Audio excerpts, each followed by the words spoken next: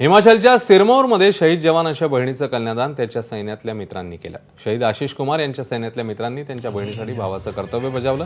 हिमाचलच्या सिरमौरमधल्या या घटनेने प्रत्येकाचे डोळे पाणावले आहेत।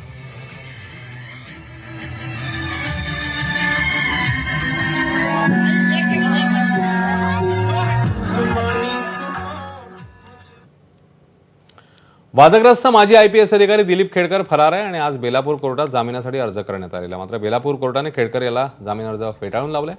13 सप्टेंबर रोजी ट्रकमधील क्लिनरचं अपहरण केल्याप्रकरणी दिलीप खेडकर फरार आहे। किडनॅपिंग करणं, खंडणी पुरावे नष्ट करणं आदी गंभीर गुन्हे खेडकरवर दाखल आहेत। याआधी वेगवेगळ्या पोलीस ठाण्यामध्ये 7 गंभीर गुन्हे दाखल असताना आरोपी दिलीप खेडकरला जामीन देण्यास रबाळे पोलिसांनी विरोध केला। यानंतर न्यायालयाने जामीन फेटाळला।